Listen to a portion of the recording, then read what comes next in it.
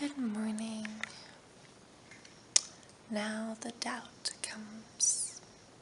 So now I'm just eating breakfast. I didn't sleep well at all. I kind of blame the cats, but I'm pretty sure the cats do random things at night, every night. So I'm thinking I just was just not sleeping well. So I was easily awoken. Yeah, it's that feeling you have when kind of like if you are taking a picture over like a cliff or a bridge or something, you drop your camera. That's kind of what this feels like. Kind of feels like, you lost something, but you just kind of let it slip through your grasp. And you could be angry, you could be sad, but really what it comes down to is that it's gone. And I knew this was going to happen. The way I worded the message was specifically so that, he would have no reason to contact me again. And the only reason he probably will is in the future when he's like, hey, how you doing? I'm worried about you, kind of thing. But the way I worded it, I really, really wanted this to be it. To just, because usually it's like, oh, we can still talk, we can still be friends, I'm still here for you. It leaves that door open, and that door's been open for 3 years, and it's just been too long. It's time for it to close and for us to open new doors.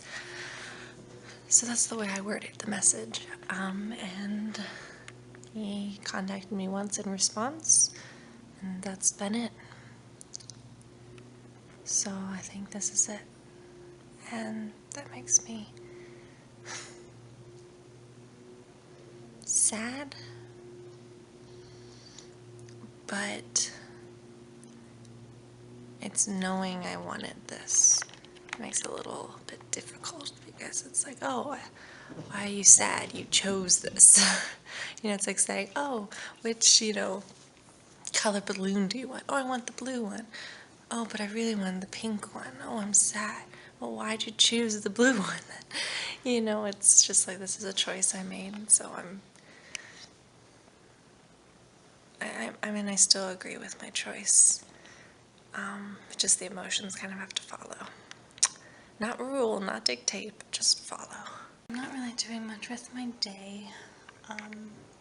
Trying to get some things ready for this week, but I'm really getting really nervous about it.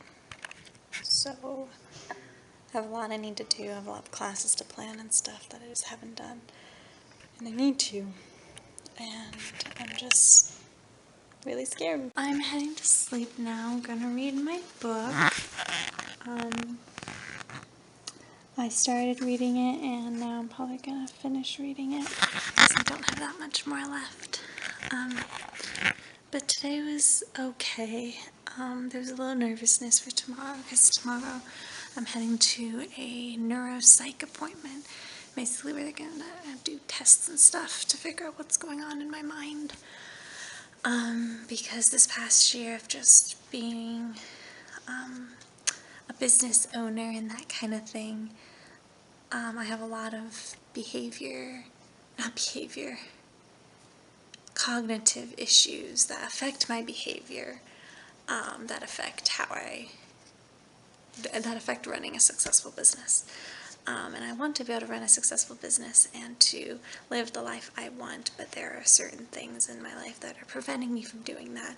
So these are going to test to see how I actually work and if those things can be accommodated or if I need to restructure my life to accommodate those things. So it's just hopefully going to get some answers. But it's like a 4-hour appointment, like 4 to 6 hours. And then tomorrow's my first day of teaching. So I have 3 classes, and it's my probably three classes I feel most uneasy about. just because I'm used to teaching a regular ballet class, and these are, the creative movement class, the adaptive ballet class, and an adult class. It's the three I feel the least comfortable with, just because I don't have as much experience as I do with the other ones. So it's just a little out of my comfort zone, but hopefully throughout the years, they will become more in my comfort zone.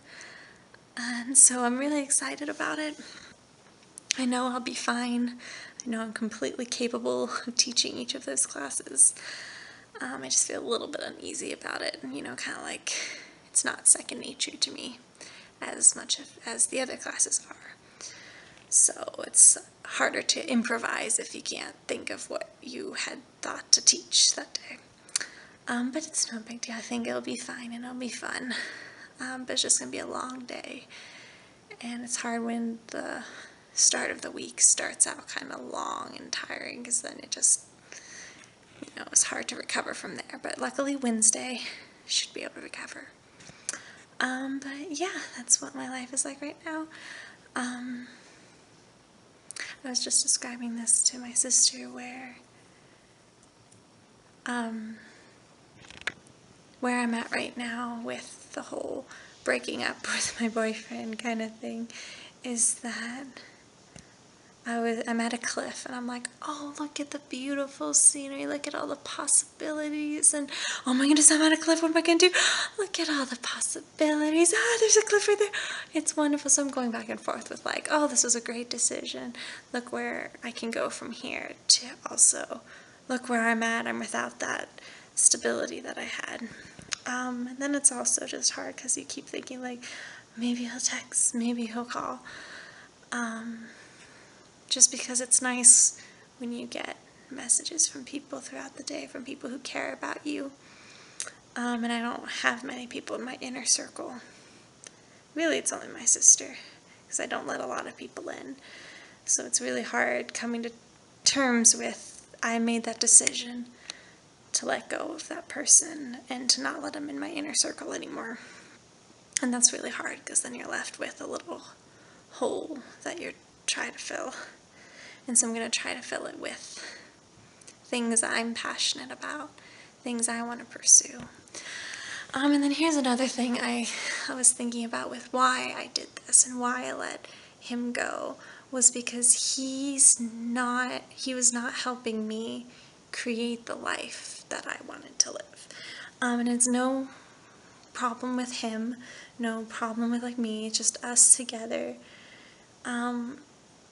We were not heading towards the life that I wanted.